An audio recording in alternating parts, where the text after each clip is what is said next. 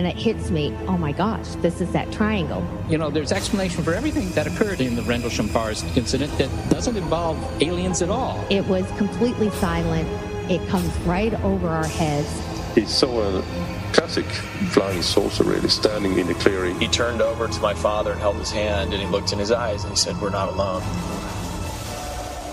Oh my gosh, this is that triangle. Welcome to Podcast UFO for our live show. We're live every Wednesday at 8 p.m. Eastern Standard Time on the Dark Matter Radio Network. Please remember to visit the website podcastufo.com for past episodes, blogs, and forums. During the show, feel free to participate live in our chat room. And don't forget to like us on our very active Facebook page. Hello, and welcome to the show. I'm Martin Willis, your host. And tonight we have an interesting show this evening with David Halperin, because he was a teenage UFO investigator all the way back in the 1960s.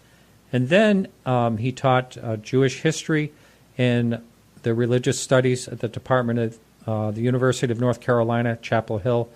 And so with that, over the years, he has come to have some interesting ideas on what the UFO subject actually could be about. It's really quite fascinating. I'm really looking forward to asking him some questions about when he was researching and a lot more and what he thinks the whole thing's about today. It's always interesting to get points of view like that. And before that, we have Alejandro coming up with from Open Minds TV with the UFO Updates. Also, I wanted to let you know that I've been saying all along that we have our show is live on the Dark Matter Digital Network, and that's every Thursday night from 10 to midnight. It's also, if you want to watch it for free, you can watch it, of course, live, always, at usually 8 to 10 p.m. Eastern Standard Time. Today we're starting an hour early, and that's on either YouTube or it's on our website. And I'm sorry I'm stumbling right here because I just need to get this radio station that I'm on. And pardon me just one second. And that is, okay, here we go. It's on Outworld Fleet Radio. If you want to listen to the show for free, the entire show, you can listen to Outworld Fleet Radio. And that's usually Saturday evenings at 6 p.m. The full show will play on that. So if you can't listen on Thursdays or listen live, you can always listen to that show on Saturday, Outworld Fleet Radio. So keep that in mind. And if you support the show, thank you so much. And all it takes is $2 or more a month, and you can find that information on our website, which means you can play it in your media player, the full shows. You can also listen to it online if you'd like, and all the archives going all the way back about 100 some odd shows. So I think we have 260 shows in total, and about 100 some odd shows are 2-hour shows. Alejandro, welcome to the show. How are you? Hello, I am doing well. It's funny, watching you set this up, and I hope listeners appreciate, all the work you do to make sure you can do this show live, because it's like terror. You can tell that your heart is in your throat. You're hoping that you're pushing all the right buttons and everything's going to work. And luckily, once in a while, it does work. Every once in a while, we get it right. It's usually by accident. But yeah. It is nerve-wracking. And something a little behind the scenes, I had Ben Moss on last week. Mm-hmm. And I called him early at 7:25, I think it was. The show was to air at 8 o'clock. 1 minute before the show, we finally got his Skype working and his microphone and his camera all working. Oh, my gosh. It was actually 1 minute before 8 o'clock. It finally all happened. But until then, he was using Skype off a web browser. And we couldn't, oh, my gosh. I had no idea. I said, are you sure? I couldn't understand what was going on. So anyway, we finally got it together. Like I said, that was about as harrowing as it gets. Yeah. Yeah, pretty scary stuff. Right. So, and I've been telling this guy that has the radio station he plays our show on that I'll announce it And here I am scrambling right now. You saw me scrambling looking for it. Yeah. So, David Dixon, that's his name. Thanks so much, David, for playing our show on your radio station. So, and your show, Open Minds TV, I just want to announce that last couple of days ago, you and I did the show together, the whole entire show, and it was a lot of fun. And I've gotten some really nice comments from people on that. And yeah, I've gotten some good feedback too, which is nice because it was just a couple of weeks ago. Someone was like, "You should get to the interviews a little more quickly." Right, that's right. Yeah. But of course, for everybody's got their opinion. That's right. Yeah, I've had people say, "Oh, you don't need the news at all. Why do you need the news? Just go into," But most people, I think it's important. I do too. I mean, what's going on, and not only that, we talk about other subjects, not just UFOs, but interesting like space topics. It's important to know what's going on right now and know a little bit more about the stories that are out there. So, and which is what I'll talk about. I'll touch on one of the stories that we talked about the other day, and then a couple newer ones and some updates, some things you need to know about some of these stories that are out there. Right, right. And welcome back from Budapest. We didn't have you last week, of course, because you were in Budapest. And we're going to talk a little bit about that. That's amazing on the Mars set and all that. So I don't know if that's what you want to lead off with, or it's up to you. Sure, yeah. It was a lot of fun. This National Geographic show, Mars, luckily I get to go to movies, and interview some directors and writers and some talent, some actors and actresses regarding science in movies. And this is through ZoomWorks. This is this promotion company that likes to promote science in entertainment. And so I got to go out there to Budapest on National Geographic, paid for it to promote their season 2 of this show, Mars, which is awesome because it's half documentary, half drama. And just because, someone wants me to cover something doesn't mean that I'm going to say, oh, it's a great thing, that I loved it, because a lot of these movies and stuff, I'm pretty bad. I don't like a lot of them. But this one is awesome because it's real science about going to Mars. And so I highly recommend it. One season has been out. They're short seasons, like 6 episodes. Season 2 is coming up. And you could go to my Facebook page. Just look up Alejandro Rojas, and you'll see some of my pictures from my trip and everything. And then I'll have stories up on the Huffington Post in the next few weeks as well. Now, it's absolutely beautiful in Budapest. I've heard a number of people say very historic. And so I was watching your pictures. You really had you were in another movie set, and but you had a trip on the Danube and all that. Real nice. So, yeah, lots of time. Most of it, luckily we kind of get wined and dined a bit, and we get to hang out with the actors and actresses and on these things. But I was making sure to take photos to share the experience. And it is amazing out there. The history, the architecture, it's absolutely incredible. And then at Corda Studios, where they shoot this, they shoot other things. So, like The Last Kingdom, there's some scenes from Vikings, Marco Polo, The Borgias, Emerald City, Hellboy, The Martian, the movie The Martian. So these are some of the stuff that's been shot at the same studio where they have outdoor and indoor sets. So, yeah, I took some pictures and videos of that as well. Did they actually have, like, red-colored sand? I know that's kind of probably a lay question. What? I posted some videos from the set, the outdoor set, or I posted a video and then also some pictures from the outdoor set. So, no, the ground is not red, so that's done later. They can do amazing things later, kind of like you. People might not know you're behind a green screen. Sorry if I'm, revealing anything, but yeah, so like they have similar technology to you have, and they do have these gigantic green screens outside that they're shooting against, and so it's pretty crazy. So they make the Mars stuff later. So in my videos, you'll see bushes and stuff like that, but of course, there are no bushes that we're aware of on Mars. No, you never know. The rover might take a picture of one sooner or later. Hey, so where can someone catch this series? It's National Geographic, the National Geographic channel. So another series that's really cool. And I think that right now it's not available. I guess it did really, really well. So they're a little stashed with it. but the second season will come out, and hopefully there'll be more streaming. I got it on iTunes for $10, and it was well worth the $10. But another show that's out there, and I think it's streaming for free on the Nat Geo app, is Genius, and that's about Einstein, and that is another really, really good production. Oh, wow. Wow, that sounds great. Sounds great. So, welcome back. We're glad to have you back. What's going on in the UFO world? UFOs. So this is, I think, the most exciting story going on right now. And this is these new mysterious signals that have been detected. And it's exciting for a number of reasons. There's a lot to it, so I'll try to go through it quickly.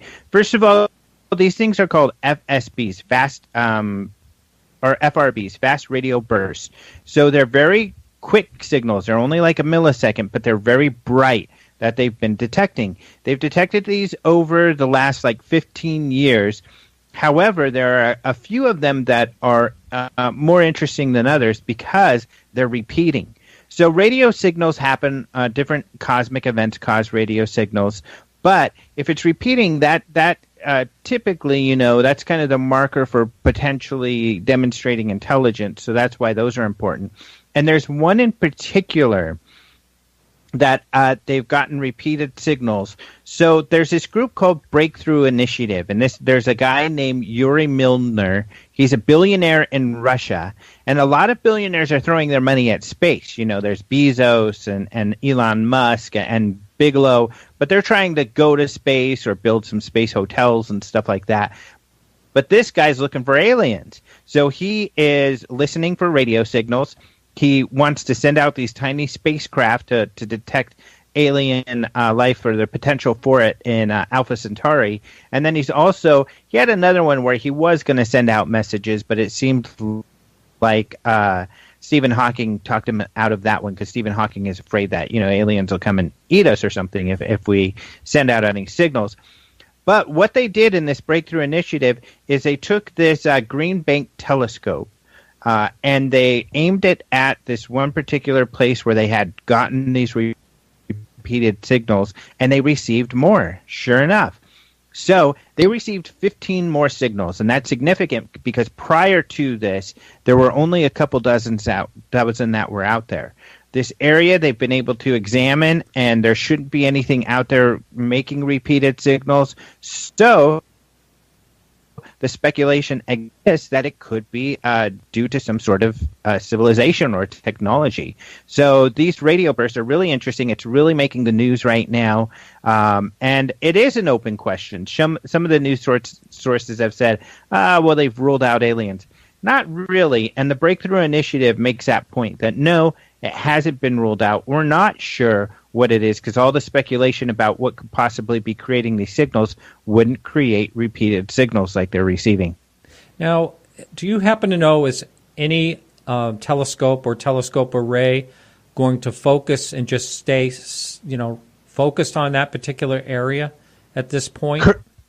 Not at this point. And, it's really, it costs a lot of money to rent these gigantic telescopes to use them for this sort of work. And Milner has put forward, I think, $100 million to do this over the next 10 years.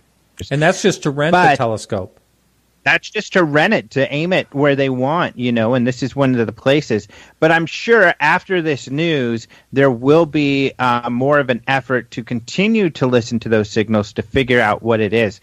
Nobody has announced any such project that I'm aware of right now, but I'm sure it'll be coming. And I'm sure Milner and Breakthrough Initiative is going to spend more time examining that as well because, one of the things Milner's doing is sending all these little tiny spacecraft out into space. That's what they want to do, and it'll be powered by lasers. There'll be these little sails. But people have speculated maybe there's a giant sail spacecraft, and this laser that we're seeing is, propelling this giant sail spacecraft from another place. Although one thing to note is, should we be afraid of this big spacecraft coming our way? The mothership. The mothership. However, one thing to note is that these signals, since they were generated so far away, were probably generated millions of years ago when we were just wee little microbes swimming around in the ocean. So, Yeah. Yeah, little tadpoles, even less than tadpoles. So it was a long time ago that these signals were generated and began their journey for these wavelengths to reach the planet Earth. So it's probably no current immediate threat, even if it is technology. But if we're able to detect and figure out that there was this ancient, technological civilization millions of years ago, of course, the implications are incredible.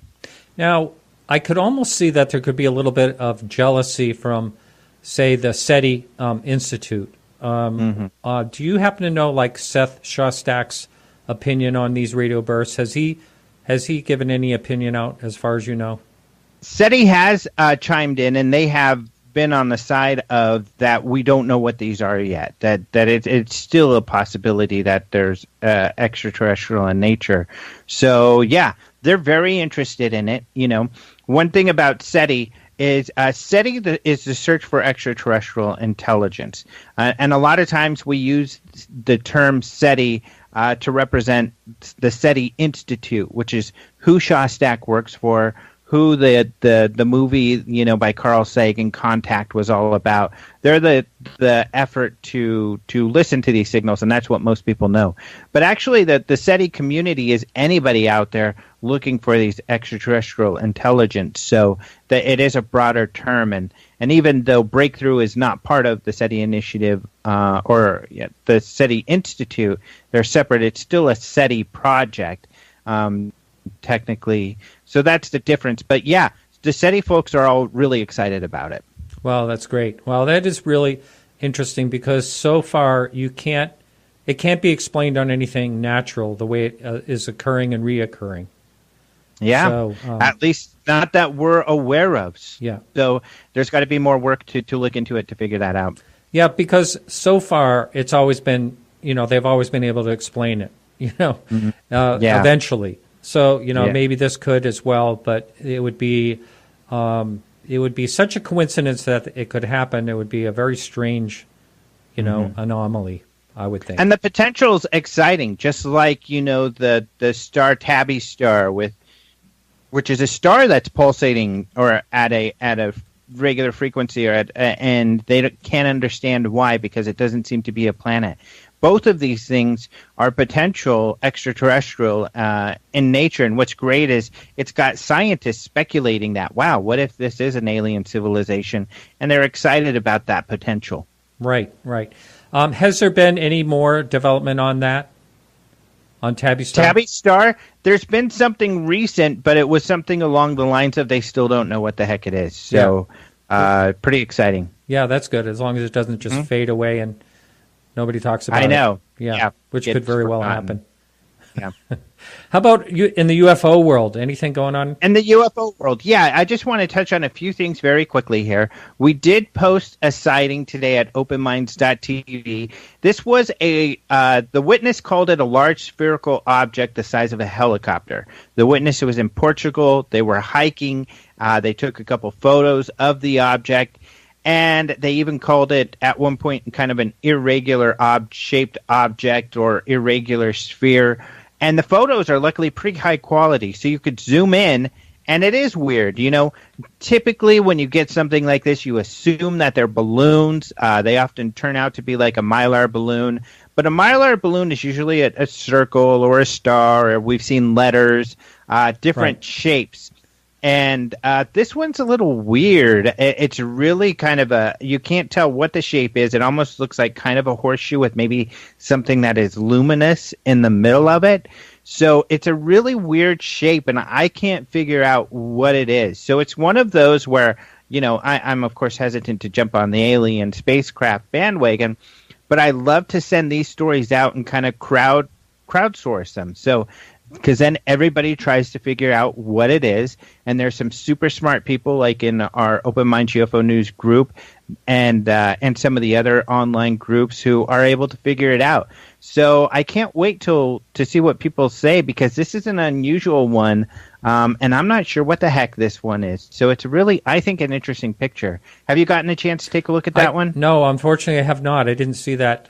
Just got rolled in from Boston a few minutes ago. Ah. And so, getting back to the people that post their opinion, do you have some people that come in with a really strong and each time that can oftentimes crack what they're seeing? Well, we talk a lot about Mark D'Antonio, who's Yeah. the MUFON photo analyst, and he's always great. Of course, he's very thorough, so if he tackles something, he usually spends a lot of time at it, but he's a busy guy, so he doesn't have a lot of time to do that. So when he chimes in, it's always really good. Let's see, we've got another guy named Finn Hanley who's really good in the group. I think there's a website, UFO of Interest. There's a guy who is a little on the skeptical side for me, but I think his name is Scott Brando, but he's often very good and able to crack some of these cases. So I apologize because I'm leaving some names out. There's a lot of really good ones out there, people who just put in some work to really figure it out. So, and you put me on the spot, and I know I forgot some people I shouldn't have. But, yeah, there's a lot of great ones. It makes you wonder if a couple other things. Go ahead. I just want to make sure I get these in because I know we're running long. No, that's okay. So hang on just 1 second. So I'm just wondering, like, if you could go back in time and all the unexplained UFOs, like in Project Blue Book, the 701 or whatever there is in there, if you could go back in time and really investigate each of these, I wonder how many you could call out, with what the technology we have today, and also with people like you're talking about. I imagine there would be a percentage that would be able to be explained. I'm sure there would be, and some of them would probably be a surprise. Yeah. I mean, even myself investigating big cases, often I'm disappointed because you follow that thread and you find some dubious beginnings, or unfortunately, you find out that someone did figure it out. And a lot of times these guys who figure it out don't get a lot of attention. The people who say it's not figured out get a lot of attention. For instance, the lights over Mexico that Jaime Maussan was given by the Air Force, those lights were figured out pretty quickly by a pilot in Mexico who did some amazing work. And he was, unfortunately, able to track them back to those oil rigs. A lot of people say, it couldn't be that. But he's got the math and the trajectories to prove definitively those, that's what it was. They match up perfectly with the position of the aircraft and the position of the oil rigs. But he's someone where people don't remember this guy. So sometimes people reproduce his work and do the same thing. That's happened before. We've got a video with Ben McGee doing this on the site, kind of recreating his work. But that's just an example of, unfortunately, when people figure out something, they don't get the attention of so much as the people who keep claiming it's a mystery. Yeah, that's too bad. I like when things are put to bed, and sometimes it has to do with someone working on a book or something, and they don't want the truth to get out there, which is very unfortunate. It was kind of like my focus last week on some of the topics we touched on, but yeah. All right, so you said you had a couple of other things going on. Yeah, a couple of others. Here's one that's unfortunately another one that was figured out. So, and I can't remember who it is, but on the Open Mind UFO News group on Facebook, we posted links to it too. But there's been a lot of news about this UFO being seen in California in the San Gabriel Valley. It was on the local Fox. It's gotten all over the place. It's gone viral in the last day or two. But that was figured out. It's a balloon, and people were able to zoom in, and it's a Mylar balloon. And it's not surprising. Mylar balloons, the writing on them often looks weird, makes a balloon look weird. The shapes are sometimes weird. They move strangely in the wind. But if you see the pictures of the balloon next to what it is and some of the zoom in that people have done, it's definitively a balloon. So sorry to burst your balloon on that one. Yeah. But the other story, which is kind of funny that's out there, is this nudist colony. This is a story you in particular would love. But this nudist colony in North Wales keeps reporting UFO sightings. So why are they looking up? So, yeah. Well, there you go. And it would make sense because they don't have to abduct the people to kind of see what, study our physiology. They can just go to this nudist colony and sure. zoom in. Yeah. Look at the different people parts and write it down.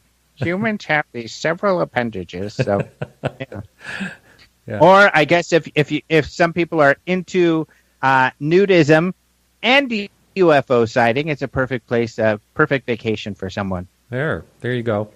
So actually, is that kind of the end of the story on that one, or they're seeing? That's the end of the story on that one. But that's pretty good, right? Nudists and UFOs. Yeah. What more do you want? Yeah, that's great. All right. Well, hey, thank you so much. That's it for today. My pleasure. That is it for today. And, of course, you can see all these at openminds.tv. All right. And we'll have you back next week. Thanks so much. It's been really nice talking to you, and I'm glad you're back. Thank you. I'm glad to be back, although it was a lot of fun. Gorgeous out there. Please go look at my pictures on Facebook. Right. Okay, I'm going to attempt to hang you up. We'll see what happens. All right, I'll talk to you next week. All right. So that is it, and now that brings us to our guest. Thank you for joining us, David. How are you? Just great, and thank you for having me here. Yes, I'm actually pretty excited because of the topic. I actually listened to one of your shows that you did with Kevin Randall. I listened to part of that. Kevin is a friend of our shows. Been on a number of times, a friend of the show here. And it's always interesting. I really respect his work and everything, and it was good to hear you on that show in particular. So you have been an author, and you also, this is your only UFO, your only book, right? Or is this your only book? Well, not exactly. I published a whole string of books ranging from the hyper-technical down to the semi-popular on Jewish mysticism and messianism. But this Journal of a UFO Investigator was the first time I tried to do a novel. Oh, wow. Oh, it's a novel. Yes. Oh, wow. How about that? Now, you actually got into investigating UFOs at a very young age. Do you want to talk about that? Yeah, I'd like very much to talk about it. I was 12 going on 13. A friend of mine and I were working jointly on an extra credit paper for a science class. We were both in the 8th grade. And we went to the Levittown Public Library, and they had 3 books on UFOs. One was Gray Barker's They Knew Too Much About Flying Saucers. Another was Carl Jung's Flying Saucers, a modern myth of things seen in the skies. The third, which I'm not going to talk much about, was Frank Scully's Behind the Flying Saucers. But I borrowed Gray Barker's They Knew Too Much and took it home and started reading it. And I hadn't read more than a chapter or two before I wanted to hide under my bed. It's a very, very scary book. It starts out with the Flatwoods Monster. Oh, yeah. And then goes on to the 3 men in black who terrorize Albert K. Bender into silence. That he has discovered the secret of the flying saucers, and they come to silence him quite effectively. Wow. Yeah, I could see why that would be a little scary. Oh, yeah. But also I believed it. Absolutely. And looking back, I want to know why I believed it. I mean, I could easily have written this off as a clumsy attempt at science fiction, masquerading as reality, and yet I didn't. I was absolutely convinced that there were flying saucers in our skies, And I was absolutely convinced that there were the three men in black who silenced those who'd found the terrible truth. And indeed, if you asked me why I believed in flying saucers, probably the most accurate answer was that I believed in flying saucers because I believed in the men in black. If there were no flying saucers, after all, what were they trying to suppress? Now, why did I believe in the men in black? And I think now, looking back more than 50 years, I can give an answer. That I knew the men in black from personal experience. In my household, we had a terrible secret that must not be spoken. And this secret was that my mother was not just a semi-invalid, as we called her, but she was slowly dying from progressive heart disease. She did, in fact, die when I was 16. I knew she was dying, but I didn't know I knew. The fiction had to be maintained. So when Gray Barker wrote about a terrible secret and its shadowy enforcers, there was something inside me that said, yes, this is the truth. Now, as you probably know, Gray Barker himself had a terrible secret. He was a closeted gay man in 1950s West Virginia. The three men in black must have been regular visitors to his psyche. So when he wrote about them, he wrote with a terrible authenticity that found its echo in me. Wow. So you're the men in black. I didn't actually realize that people were writing about them that long ago. Oh yeah. Wow. Gray Barker was the beginning, although he did have a forerunner. There was a man in black in 1947 who visited Harold Dahl. You know the Maury Island story? Yes, yeah. That he took a Dahl, at least according to Dahl's account, out to breakfast and told Dahl what no human being could have known, the story of those donut-shaped UFOs that fell, that one of which disintegrated over Puget Sound. Okay, so the man in black goes back to the beginning of the UFO era, and as the folklorist, I'm not sure I'm pronouncing this correctly, Reichovitz, and at the moment I'm blanking on his first name, as he wrote about, the men in black, or the man in black, has an august history stretching back to the witch trials. Oh, really? That the men in black the man in black appears to the witches, and they sign their names in blood in his black book.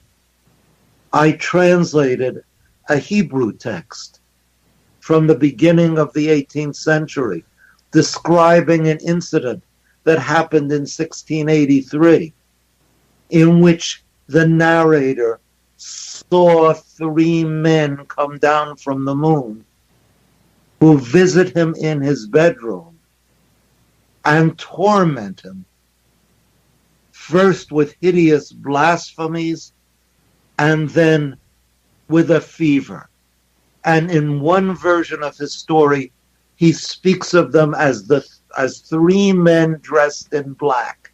So here we've got the three men in black in 1683. Do the arithmetic. Bender was visited by them in 1953.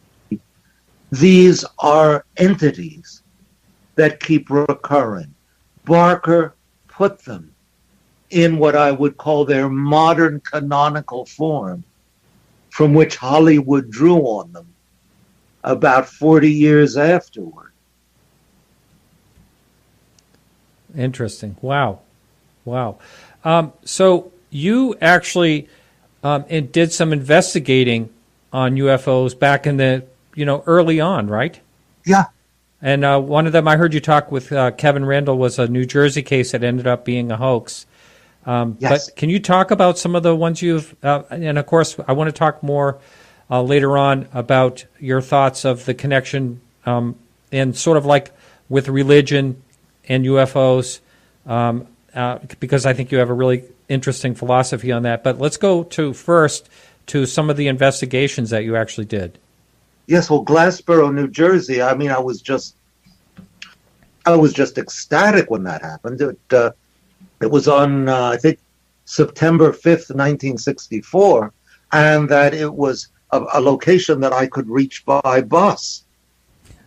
And I went and I investigated it. A UFO had landed, supposedly, and left 4 markings in the ground, a central crater, and then having rested on a tripod, it pressed 3 holes in a triangular pattern around that central crater.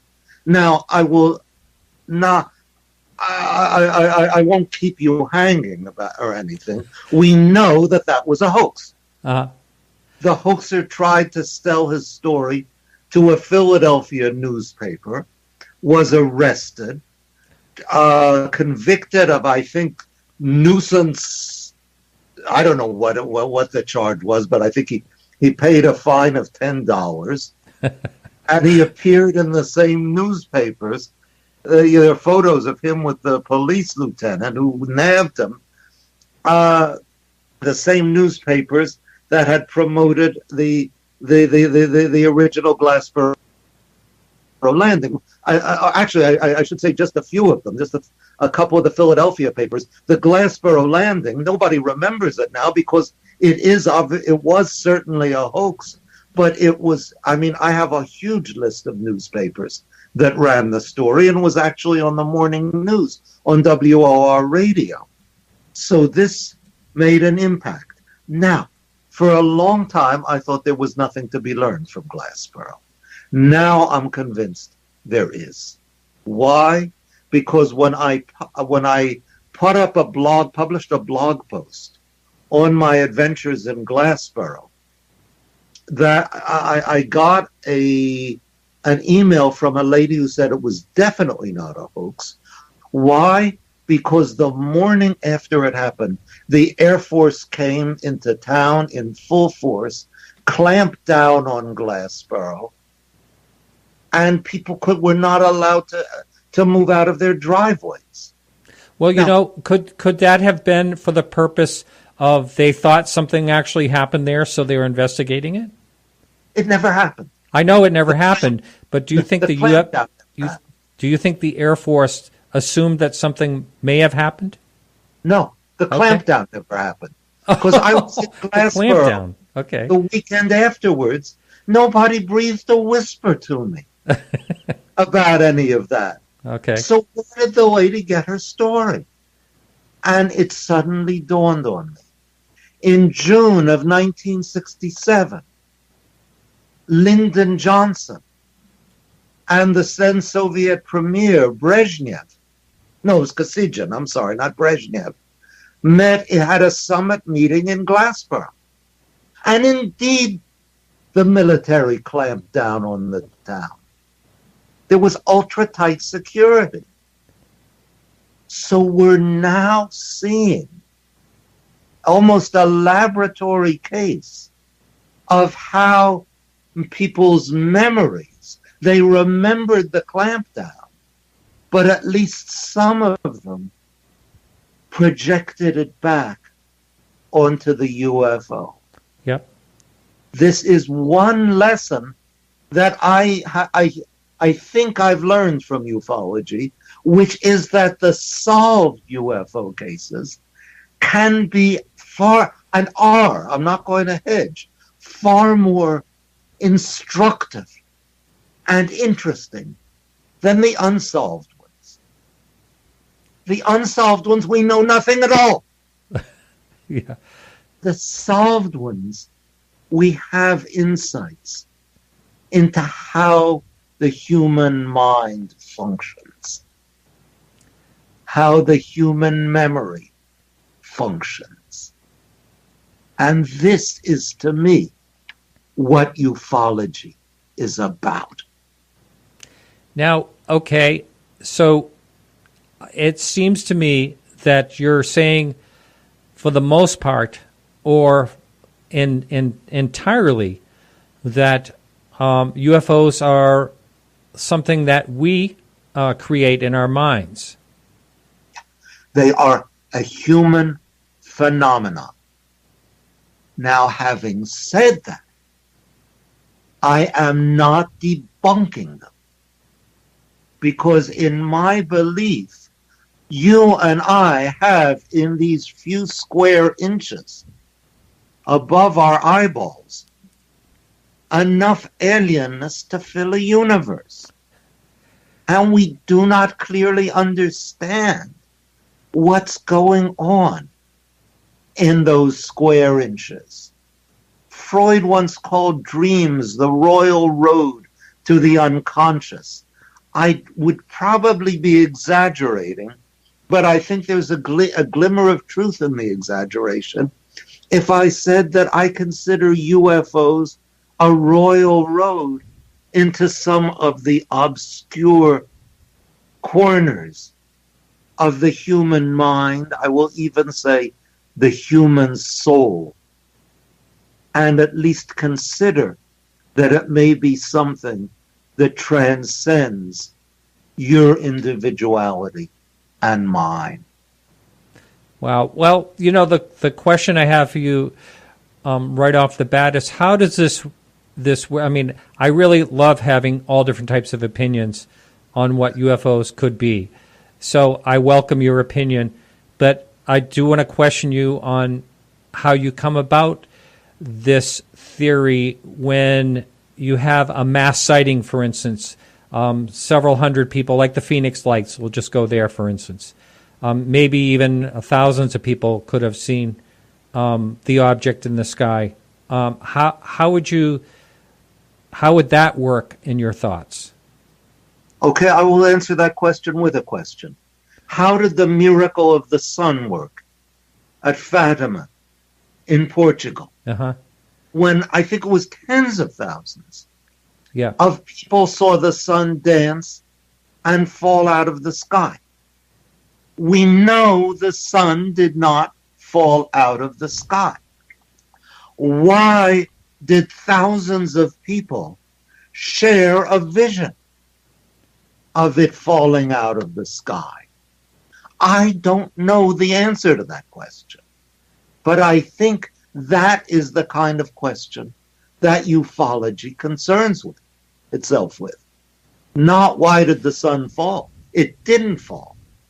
But why did thousands of sane, normal human beings see something that did not happen? They saw different things there, too. Mary, Virgin Mary, right? Am I thinking about the same one? Yeah, but that's a little tricky, as my friend Professor Jeff Krypau of Rice University has pointed out. The children who originally saw the lady saw her as a diminutive, beautiful lady. They did not say they had seen the Virgin Mary. That was a conventionalization imposed on their visions by the clerical authorities to whom they reported it. So what did they see? Now, I can imagine, I don't know if anybody's ever done this, but I can imagine somebody saying, oh, well, it was a spacewalk. What I propose is that the Virgin Mary and the spacewoman are both conventionalizations. Both ways of taking a phenomenon that comes from outside our categories and shoehorning it into them. Okay, well, let me ask you this. Have you ever personally had a UFO sighting? No. Okay. But also yes, because I did see lights over a tower when my wife and I were out walking. And I did see these very eerie lights circling over the tower, and I would not have known they were birds until Rose pointed that out to me. I see. Okay. And so it's really hard from my perspective, who I have actually seen a UFO that I could not explain in any type of way. Now, I will tell you this. A UFO was the furthest thing from my mind. When I was young, I sort of was into them, because there was a flap in my area back in the 1960s, and when I was a little kid. And so I remembered that, and a few different TV shows I was interested in over the years. But I was just plain sitting in a hot tub, recovering from surgery, and this disc flew over me that I just couldn't explain, no sound at all. And so how would my brain make that happen if it was like the furthest thing from my mind? I don't know. Okay. Yeah. Okay. I sometimes think that if you take the UFO believers on the one side and the debunkers on the other, the debunkers are right about the less important issue, and the believers are right about the more important issue. The debunkers are right. We do not have space hardware flying around our skies. The believers are right that there's a genuine mystery, which is vital for us. Just what the answer is, I don't know. If I may, though, I would like to give, my usual answer a question with a question. Okay. Okay. You know about the Belgian UFO. Yes, the flap. That the flap had started on November 29th, 1989. 89, right. Okay. 89. And it continued with fluctuations until, I think, March of 1990. It was geographically restricted to Belgium. And what I'm about to say is not original with me. I wish it were, but it was discovered by my friend Eric Ouellet, Ouellet, and published in his wonderful book Illuminations. That it was the sightings seemed to have been geographically restricted to Belgium. When you got to the French or the German border, people did not see UFOs anymore. There were many different types of UFOs, but the most common one was a triangle. This was really where the triangular UFO, there had been sightings in the Hudson Valley, but it was in Belgium in 89 that the triangular UFO made its mark on the UFO annals. At each corner, there was a bright white light and then a dimmer red light in the middle. Right. Yeah. People photographed these things. There was one good photograph of it, which turned out to be a hoax. Yeah, the hoax is not. I can talk a little bit about that before when you finish your story. Okay, and I may have to retract my story in the light of what you're about to say. But what the heck? We were all wrong at one time or another in our life. But apart from that, and you may correct me on that one, but apart from that, when people photographed these things they saw, what they got on their film was either blobs or nothing at all. So I'm supposing that by and large, people were seeing things that were not there. Now, what were they seeing? We'll bring up the ghost of Carl Jung, and he will tell us that they were seeing quaternities. Groups of 4, in which there are 3 that are identical and a 4th that is different.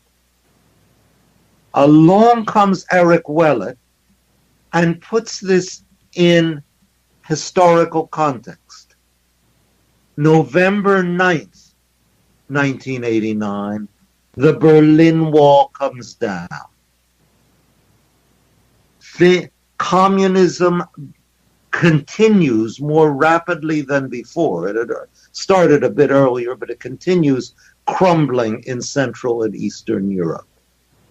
So what people see in the sky is a dim red star, the symbol of communism, surrounded, enclosed, hemmed in by 3 white stars, the symbol of NATO, which had then, as now, its headquarters in Brussels. If you ask me what people are seeing, I would say they are seeing what they know to be happening around them, projected into the sky in symbolic form. Wow. Huh. That's an interesting thought.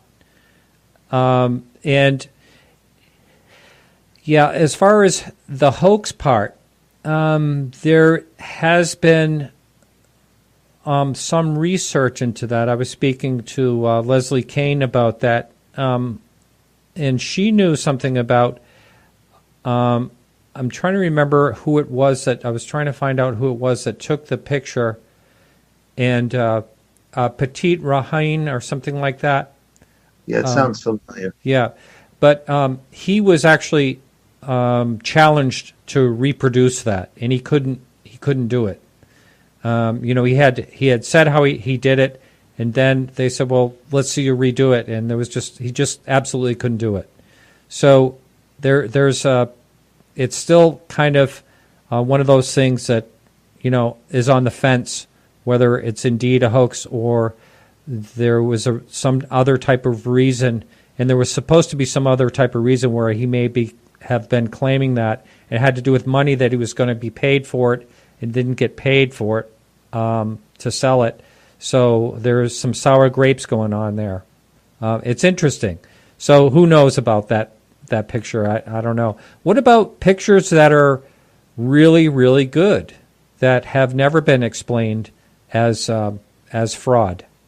McMinnville, Oregon. Right. 1950. I have no idea. I mean, it seems like fraud is the only reasonable explanation, but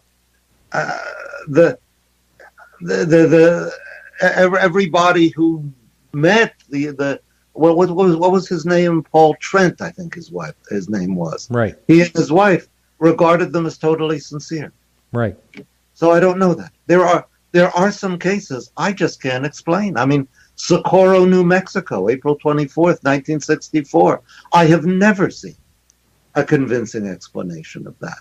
I have got to go along with Phil Klass that it's a hoax, because I can't think of any other possible way of explaining it. But there's all sorts of reasons to doubt that. Yeah, I mean, Lonnie Zamora was said to be one of the best witnesses. And Ray Stanford, who investigated that case, wrote the book. He's definitely listening to this show. He might even want to call in later. So that, to me, is it has been said as one of the top 10 interesting UFO cases, to say the least. I mean, I would accept Klaus's view just for the want of any better alternative, but I think it stinks. Right. So why do you find it? Now, I do want to go into how the religion, the connection and all that in a little bit here. But why do you find it so impossible after all these years that we could be visited by an outside intelligence? As Ezekiel quotes the people he disapproves of as saying, "The days grow long and every vision faileth." Okay, I remember in the 1960s, we were all making confident predictions that soon human life would be transformed by these visitations. The earliest, the first UFO book to be published was Donald Kehoe's Flying Saucers Are Real, right? 1950. Mm-hmm. Kehoe describes in that book how he takes a plane and he thinks everyone's life, or they don't know it, but the life of everyone on this plane is going to be transformed. Now, I would be very surprised if any of the people Kehoe flew with are still alive. Maybe one or two. But they've lived their lives, I won't say uneventfully, but the extraterrestrial visitations had no impact. Year after year went by, and there was not the slightest bump on the seismograph of history. And so people have had to come up with counter histories in which, yeah, you know what I'm talking about. Yeah, but, I've said that, and I don't expect to find out what these things are in my lifetime. I've said that, a number of times. But I do think a lot of people, sort of what you're talking about here, did expect and do expect to find out, and some people think, relatively soon. But let's just, devil's advocate here. Let's just say we are being visited. I'm not saying by an alien from somewhere else, but we're being visited by something. If that something was indeed actually physical and actually here, but didn't want us to, just wanted to observe only. And they were intelligent enough to be able to get away with that. Do you think that is even possible, or you just absolutely rule it out? I think it's possible. And I remember when I was, I was as a teenager, I had to come up with answers to all the objections. And the old one, why don't they land on the White House lawn? Yeah. Yeah. And the answer I gave is we can't put ourselves in their place and ask what we would do because we don't know what their place is. Now, it took years before I realized that robbed the extraterrestrial hypothesis of whatever explanatory power it might have. Because if there's beings from outer space and there is absolutely nothing we can say about them, then let's just say we don't know what they are. We get the same, it has the same result. The advantage of saying they're visitors from outer space is that we were able to start making predictions. They're casing us out. Maybe to save us from ourselves, maybe to invade us. That was incidentally my belief, that they were hostile, they were here to invade us. But I knew perfectly well that I was not 1,000th afraid of the looming UFO invasion as I was of if I ever got the nerve to go up to a girl and ask her out, of hearing from her, go out with you. You want me to go out with you? Ha, ha, ha, ha, ha. And the next day, the whole school knows it. Okay, that was what scared me. The UFOs didn't. So did I really believe? Or did I find the UFOs, as I think now, looking back, a convenient mirror for the genuinely terrifying invasion that was coming of my mother's weakening heart into our household? Wow. So are you, how does this, I'm getting that you're thinking that it's more of a belief system. Yeah. Belief and experience. People have experiences. Mm-hmm. The people at Fatima had an experience. I won't talk about the Phoenix Lights because it seems to me that it's too undramatic a sighting to really interest me. But take the Reverend William Booth Gill, in Papua New Guinea. In June 1959, he and his parishioners had an experience. It cannot have been of extraterrestrial beings. Then why, if there is, why did they look so identical to humans? He thought they were humans, in fact. What did they see? Well, in one way, I think I know the answer. I mean, Marty Kottmeyer, who is, I would say, one of the finest ufologists writing and speaking, Marty Kottmeyer has plotted the positions of the UFOs that Gill and his parishioners saw and find that they correspond to those of exceptionally bright stars and planets. And the fact that they tended to come and go as clouds thickened and lightened would confirm that they were stars and planets. But why did multiple people see them close up with men standing on their decks? Right. And then there was interaction with a flashlight. Yeah. So why did that happen? So this is another question thing. Yeah. Okay. It's true. I have more questions than answers. I always did. Even when I was doing Judaic studies, I sometimes drove my students nuts. But all right, that's it for the free part of the show. Thank you so much for listening. We'll be back next week with Chris Lambright. He's in Texas. Hopefully everything is good with him. We'll be checking on that in the next couple of days.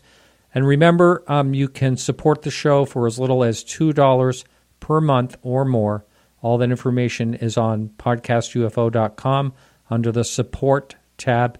And you may want to do that because this guy gets pretty interesting in hour 2.